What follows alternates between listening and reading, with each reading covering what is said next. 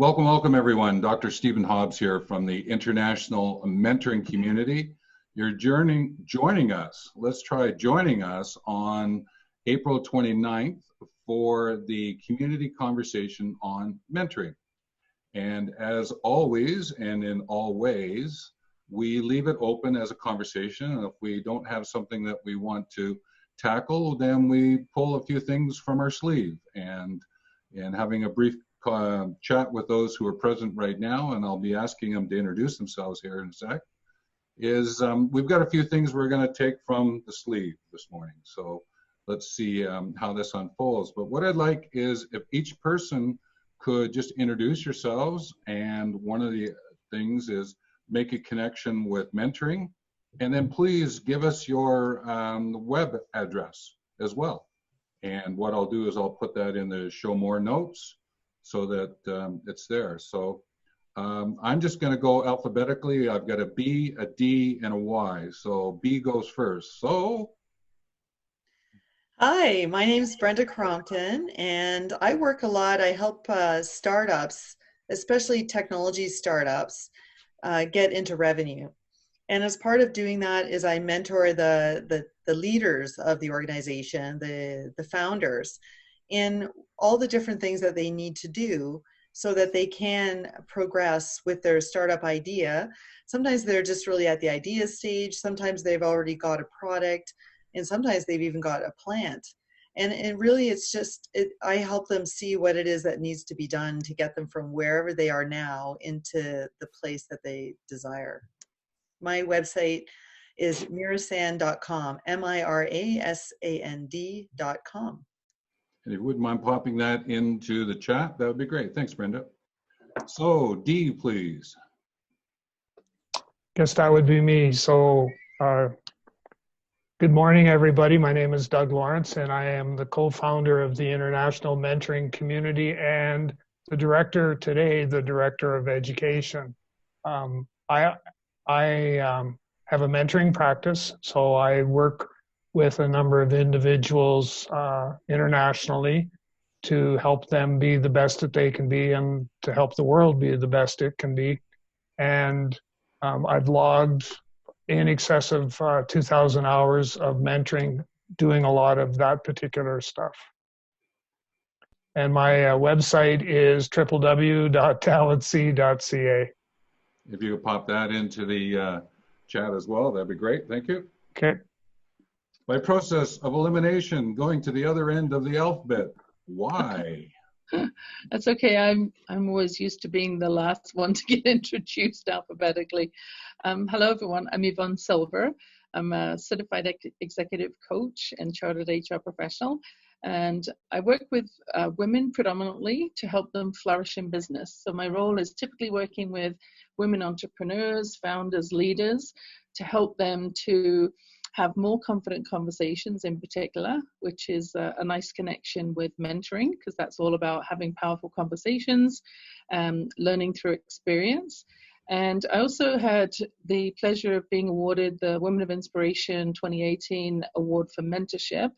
That was due to a number of programs that I've been evolving, developing, chairing, as well as the individual mentoring I do for different organizations to help them to implement a new program and get that off the ground. And I'm also an alliance partner with MentorCloud, which is a technology platform that Dr. Stephen will probably talk about as well, to help support the expansion by using a technology platform to do the matching, which is sometimes one of the more work-intensive pieces of putting a mentoring program together, is doing the matching between mentor and protege. Wonderful. And your website? Website is wordswomenandwisdom.com. Words, women, A-N-D, wisdom.com, which is also the name of my book. Wonderful. If you could put that into the chat, that'd be great. And what I'll do is I'll actually take a picture of our screen here, and I'll use that as part of the video. Now, the other thing that I would like to do is have a shout out to MentorCloud that Yvonne mentioned. Mentor Cloud, we have a strategic alliance with them, IMC Mentor Cloud, and it's about helping each other to engage more people in the world of mentoring, and mentorship. And we'll be sort of sharing more about that as time goes by. But Mentor Cloud is the sponsor of these community conversations on mentoring. So again, just the shout out to them is a thank you, and we appreciate it.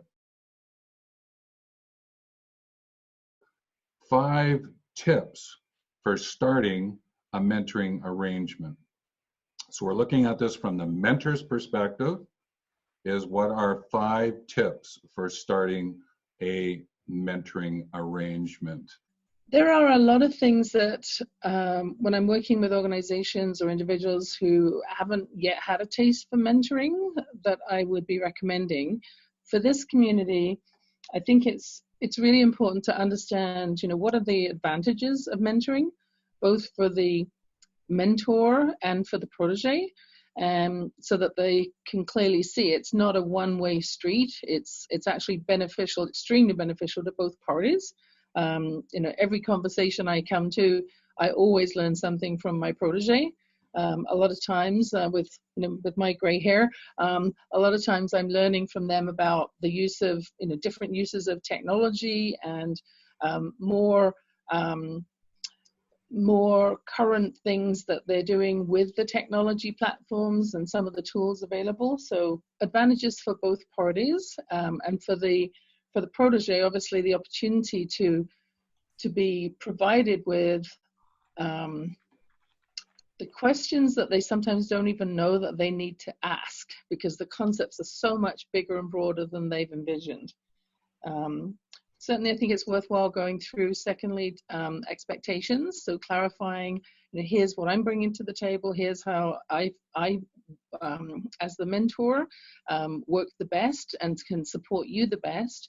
Here's what you'll need to be bringing to the table so that the expectations are clear on both sides. Looking at the matching process to also be understanding, here are my values, understanding what their values are, and if there's a tool that you use to do that, great. If not, I usually refer people to the VIA, Character Strengths Assessment, as a great starting point. It's free, it's online. You can take quite a lot of value from the descriptors there of how that person is showing up, and then match accordingly. And also, I think it's important to look at ways for building trust and starting that in the belief that if we have a confidential conversation and that is verified by both parties, that they will keep everything that is included in the conversation completely confidential. I think that goes a long way to starting to build trust. And then the last tip I would give would be for the mentor to be expressing to the protege the importance of them coming up with their own goals. It's not the mentor's role to develop the goals, that we will support you as you come forward, but you're the one driving the bus in essence. We're the ones showing up to share our expertise and learned experiences, but we're not going to be driving this conversation. That's for you to take advantage of. Thank you. Whoever would like to go next? Well, I'm happy to share. When I'm working with people and mentoring, I usually start with expectations, and which I was really happy to hear Yvonne talked about that as well. From my perspective, the types of expectations that I like to talk at length with someone before we agree to work together has to do with how we're going to work together. I want people to have the same rhythm. Like we both need to have the same rhythm of the way that we work together, and how we're going to tackle the problems together. I want people to realize that we can adjust how we're doing the work together depending on the context, right? Are we talking about soft skills? Are we talking about financial skills? Are we talking about what's the context of the mentoring that's going on at that time? And then there need to be mandatory aspects of the relationship. Like, for example, we could be fluid around when the meetings are happening, but it needs to be that if there's a meeting set, there people need to show up, right? So there needs to be mandatory aspects of the relationship that indicate respect between the parties involved, and what the options are, because there's always options, again, depending on the context of the situation and the mentoring arrangement. There's always options for, they could be related to the topics, they could be related to who does what work moving forward on exploring the given situation. I tend to mentor a lot of technology startups, so we have real information, real concrete challenges, often complex, that we're working on. And so we need to explore those things and realize that, and make sure that we have the same kind of rhythm of the way that we want to work together. So I think those things are really important. The other thing I always say to people is make sure you're looking to find a mentor that has different experiences from yourself. We, as human beings, I find a lot of us tend to look for people that have a lot of same. But we really need, in order to fully explore a mentoring relationship, we really want people that have different experiences, different perspectives, so that we can maybe stretch. Like, as the mentee, you want to be able to stretch your perspectives around moving forward. That's the whole purpose of it. It's not just about learning new skills, but learning to stretch our awareness and the way we can even think about things. And so by bringing different people with different experiences and different backgrounds, and having a good way of communicating those differences, so it's constructive, even if we have different opinions, that's really how we can explore and create something that's bigger than each of us individually. Great, thank you. Doug, you want to share a few? I want to comment on what Brenda was talking about, and about the mentors with different experiences and stuff like that. And I think that's, from my perspective, that's really important. A lot of the stuff that I do not have the industry specific experience, and I've found that has paid off in all kinds of different ways. It's helped me develop a stronger relationship with the protege or the mentee, whichever term you want to use. So to speak to some of your comments, Doug, as well, I think sometimes I see a difference when it's someone who is inside a program that is a formal program that their company has set up, mm-hmm. versus inside an association where they've been given the opportunity of being in a program, whether it's full fee or not. It's almost like, when something's free, there's not as much commitment as when there's skin in the game. Right. So for the individuals that are coming through an association, they are, it's still a formalized program, or some are more formal than others, but they want it and they're hungry for it and they're ready to do whatever it takes to take full advantage of it. Whereas sometimes when it's an organizational wide initiative, that's when I see and hear that there is sometimes more of a drop-off rate, mm-hmm. or the mentors tend to get just too busy, and because they're both inside the same organization, when there's something happening that impacts cross-departmental time commitments, it's almost like it's understood, oh, well, it's okay that we put it off because we've got this big project, we've got this big emergency going on, which is a shame, because the opportunity for the learning is very often when those unpredictable peaks of challenge or problems or whatever come up, that you could wrap learning opportunities into it if you kept going with the mentoring conversations. Mm-hmm. Yeah, I agree, Yvonne, with what you're saying. And I've actually had also the opportunity where when I was working with a corporate client, and I was working with a corporate client, and even though the people that ended up having I ended up mentoring them through a new process that they had not experienced before.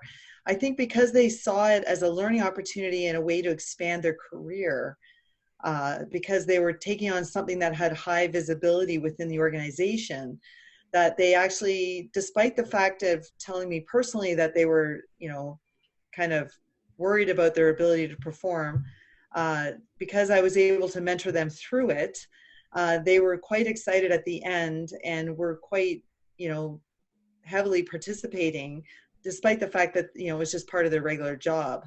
But because it had that high profile nature to it, that meant they got exposure at the VP level in the organization, which they would not have had otherwise. So there has to be something that's some skin in the game within a corporate environment to really have that mentoring give the results, I think, that we want to see. Yeah, and it certainly helps in the programs I've implemented where I've requested that they have the president or CEO to be the one who kicks it off and introduces it to the organization, so that they know that there are going to be people who are interested in their progress and sort of watching. So that visibility piece is certainly a key piece. If that can be part of the kickoff, it makes a massive difference to how successful it is later. Mm-hmm.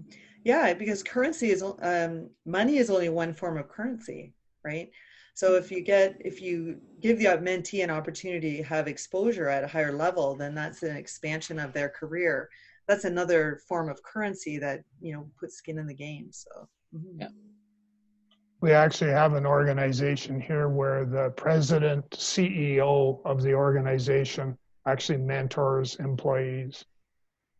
And it's a phenomenal. I've gone in and done some training a couple of years in a row, and everybody they just gobble up everything that's all about mentoring.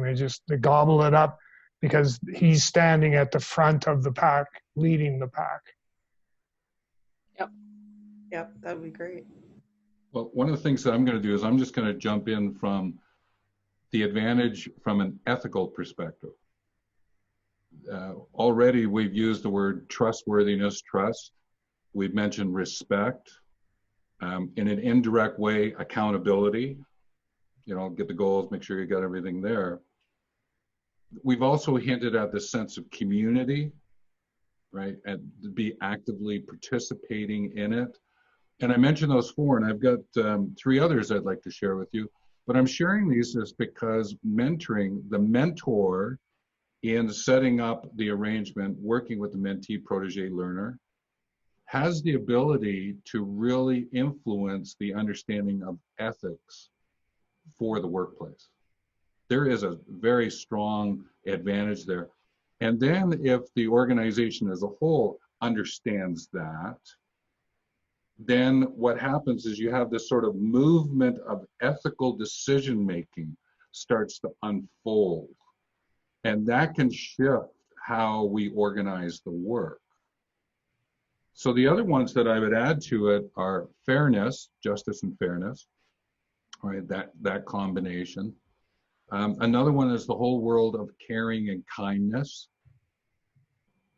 And there is a last one that I'm adding to the list now because the other ones are fairly common. We talk about them quite often. But from a mentoring point of view, as a mentor, if I understand the ethic of hospitality, welcoming the person who has not arrived yet, in other words, being ready to welcome the mentee to the arrangement and understand what that means, right? In terms of, well, I'm not going to just, it's more about, as to your points here, asking for questions, getting them understanding how to come into the arrangement, yes, from a trust and fairness and all that perspective, but also preparing them. There is an advantage there that will rub off because then the mentee becomes a mentor, not only in that arrangement, but guess what? It is, that phrase, pay it forward. I have another one called share it fromward, but that's for another day. But pay it forward, there is a great advantage there, not only for the mentor, the mentee, but also mentoring for the workplace. So I would just add that ethical view of what we're talking about as well. Mm. Is there anything else that we want to share around tips around starting a mentoring arrangement? When is a good time to enter into a mentoring relationship? What Because are your thoughts there? yeah, one of the things listening to everyone on this panel talk about tips that came to mind was, I think particularly when someone is promoted into a senior role is a really good time for them to enter into a mentoring arrangement as a mentee. Because in one particular case, a person went from, being part of the team to being like the assistant VP of a group. And, I was in a position to give him, to mentor him on that, because suddenly the way people were listening to what he was saying in meetings was different. And so he hadn't yet adjusted the way he was speaking to the people who are now his team. He hadn't really adjusted the way he was speaking. And some of those issues that you had just raised, Stephen, came up, and we're in the middle of this meeting, and I'm thinking, yeah, this is not the kinds of words or the way that the sweeping generalizations that someone who's an AVP should be saying. And so, of course, as a mentor, I waited, I bit my tongue, and I waited until we were in a position to have a confidential discussion so that it could be open, and so that I could explain to him, like, you're the boss man now. It's really important to be prepared on the way you speak about people that are on your team, because you don't want to change the way those people are working together, right? So, yeah, I think that's a really good time.